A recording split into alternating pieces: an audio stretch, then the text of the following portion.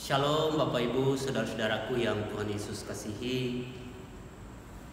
Apa kabar di malam hari ini? Semoga kita semua tetap dalam pemeliharaan Tuhan. Kita yakin dan percaya kalau kita masih boleh duduk bersama di bilik rumah kita masing-masing, itu karena anugerah dan kasih Tuhan yang terjadi bagi kita. Di malam hari ini sesuai dengan bacaan kita yang sudah boleh kita baca bersama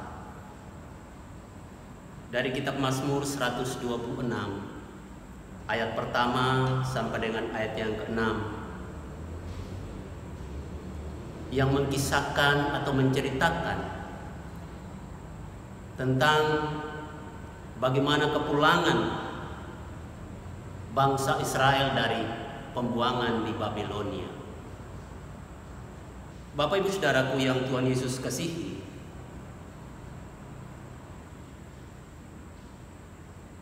bangsa Israel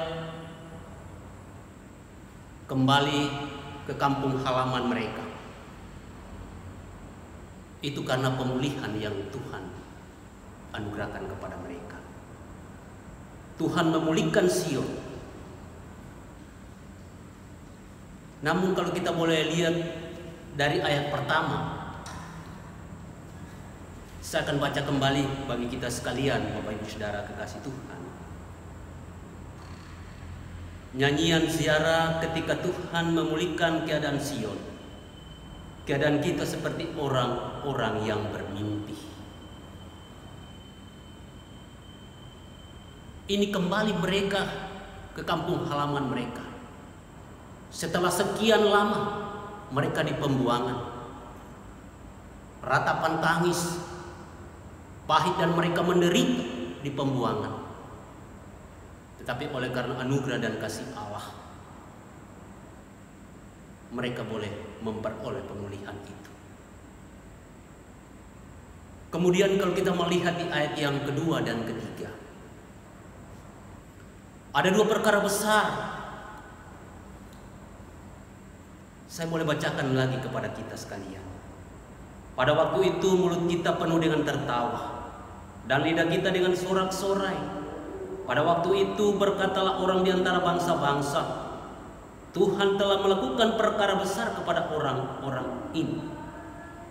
Tuhan telah melakukan perkara besar kepada kita, maka kita bersukacita. Ada dua perkara besar Bapak Ibu Saudaraku, jemaat kekasih Tuhan. Pemazmur memandang kembali Israel ketika mereka pulang dari pembuangan di Babel. Dan kemudian ada tugas dan tanggung jawab yang baru yang harus dilakukan, yaitu pembangunan kembali Yerusalem. Itu juga lah perkara yang besar bagi Allah. Karena kalau kita tahu bersama Bapak Ibu Saudaraku yang dikasih Tuhan, karena ketika bait suci telah didirikan oleh Raja Salomo pada saat itu, kemudian dihancurkan oleh Babilonia. Tuhan kemudian memakai kembali Kores, Raja Persia, untuk kemudian dapat membebaskan bangsa Israel, mengirim pulang mereka ke tanah mereka sendiri.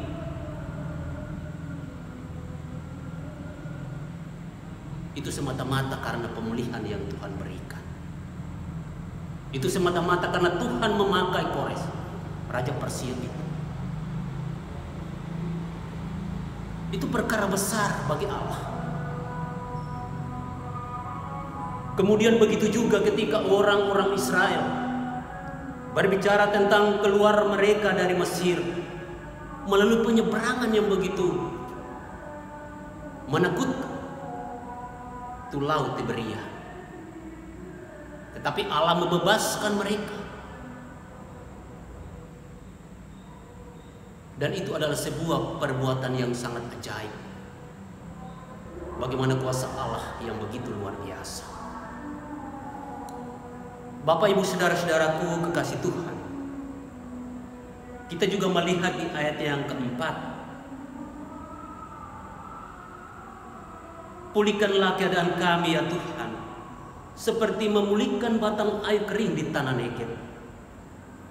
Ayat 4 adalah merupakan suatu doa atau permohonan dari umat Israel kepada Tuhan.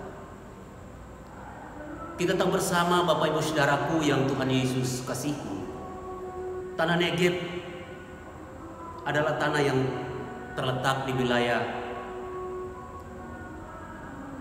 selatan padang pasir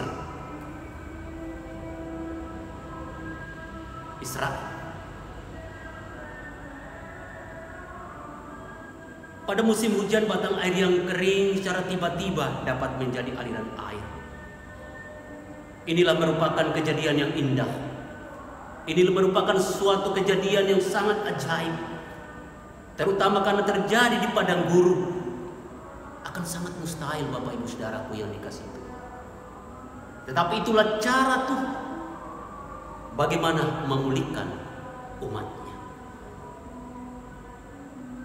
Bapak Ibu Saudara-saudaraku yang Tuhan Yesus kasihi, kalau kita melanjutkan dari pembacaan ini di ayat ke-5 dan ke-6,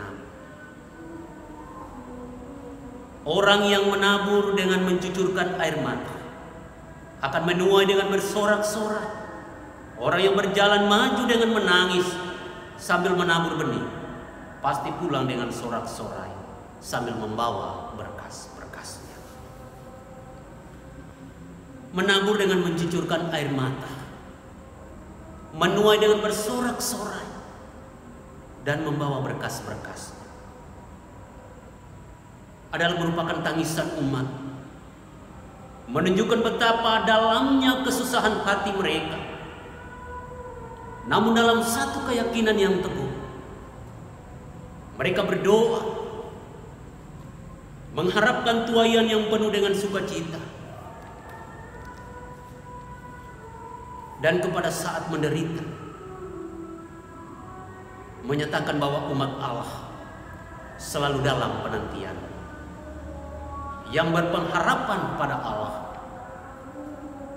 dan hanya mengandalkan kekuatan Allah sendiri. Bapak Ibu Saudara-saudaraku yang diberkati Tuhan, di tengah-tengah keberadaan umat apapun itu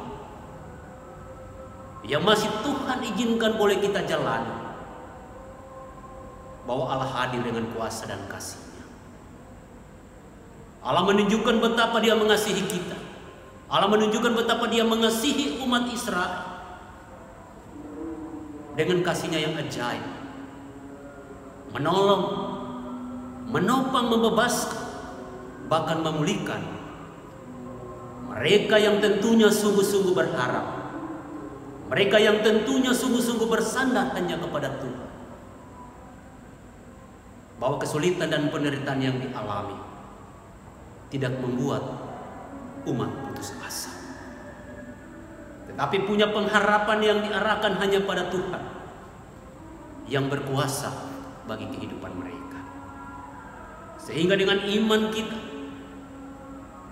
dapat mengatakan seperti ayatnya yang ketiga, Tuhan telah melakukan perkara besar kepada kita, maka kita bersukacita. Bapak Ibu Saudara-saudaraku yang dikasihi Tuhan, di tengah-tengah gumul juang yang Tuhan izinkan boleh terjadi di dalam kehidupan kita, mungkin seringkali juga kita merasakan akan hal itu, merasakan pahit manis hidup, merasakan betapa susahnya, betapa sengsaranya kehidupan ini. Tetapi yakinlah, sama dengan umat Israel, sama dengan bangsa Israel yang dipulihkan oleh Allah, begitu jugalah kehidupan Bapak Ibu Saudara dan saya, dengan satu keyakinan yang teguh, Allah di dalam Kristus Yesus akan senantiasa memulihkan keadaan kita. Lalu apa refleksi bagi kita dari pembacaan firman Tuhan pada malam hari ini? Bagaimana dengan pengharapan kita di tengah-tengah kondisi kita saat ini? Apalagi pada saat ini Bapak Ibu Saudaraku yang Tuhan Yesus kasihi. Kita masih dalam masa-masa pandemi yang belum juga berakhir, yang masih mengkhawatirkan, yang masih membuat kita ragu, yang masih membatasi kita untuk bergerak dalam setiap keterbatasan hidup dan kesulitan-kesulitan yang kita alami. Masih adakah pengharapan kepada Allah bahwa Ia akan memulihkan keadaan kita? Ataukah kita tenggelam dalam keputusasaan? Atau kita tenggelam dalam kekhawatiran yang berkepanjangan? Ataukah kita tenggelam dan merasa bahwa Allah tidak ada? Merasa bahwa Allah tidak berpihak kepada kita? Atau kita merasa bahwa Allah tidak memulihkan keadaan kita? Dan sebagainya. Tetapi yakinlah Bapak Ibu Saudaraku yang Tuhan Yesus kasihi, bahwa Allah di dalam Kristus Yesus tidak akan pernah meninggalkan kita, tidak akan pernah membiarkan kita sampai tergeletak dalam kondisi apapun yang Tuhan izinkan boleh kita hadapi. Ia selalu hadir dalam setiap dinamika hidup beriman, dalam setiap gumul juang kehidupan ini. Maka teruslah bersandar pada Tuhan, teruslah meyakini bahwa hanya Tuhanlah pohon kehidupan kita, karena Dia setia. Karena Allah adalah setia dengan kasih yang begitu luar biasa, yang begitu ajaib dan sungguh heran, yang selalu menyatakan nyata dalam kehidupan kita. Sudah tentu agar kita tetap sabar, kita juga agar tabah, kita juga agar tetap kuat dan setia, menantikan setia pertolongan-pertolongan Tuhan, menantikan setiap pemulihan-pemulihan yang Allah berikan sampai Maranatha. Lalu pertanyaannya bagi kita Bapak Ibu Saudaraku yang dikasihi Tuhan, bagaimana dengan kita? Bagaimana dengan Bapak Ibu Saudara dan saya? Bagaimana ketika kita menghadapi berbagai pergumulan-pergumulan hidup dalam keluarga? Bagaimana juga kita menghadapi setiap tanggung jawab, setiap tantangan dan persoalan yang kita hadapi? Bagaimana hubungan kita yang kurang harmonis dengan sesama, atau juga hubungan kita yang kurang harmonis dengan anggota keluarga kita sendiri dan sebagainya? Adakah pengharapan kita tujukan pada Tuhan dan terus bersandar sembari meyakini bahwa Tuhan pasti akan memulihkan keadaan kita? Bapak Ibu Saudaraku yang Tuhan Yesus kasihi, menutup renungan ini, izinkan saya menyanyikan sebuah lagu. Lagu ini tidak asing lagi bagi kita. Semoga lagu ini akan membawa pesan tersendiri dalam kehidupan kita, dalam kita menjalani, dalam kita menaburkan segala benih-benih kebaikan itu. Biarlah Tuhanlah yang akan menolong dan memampukan kita. Perjalanan kehidupan ini sungguh beraneka rupanya. Terkadang rasanya manis, terkadang terasa pahit. Berbahagialah kau yang bertahan hingga sampai akhirnya. Tuhan akan memberi kehidupan kekal. Berbahagialah yang menabur dengan tangis, ia akan menuai dengan sorak-sorai.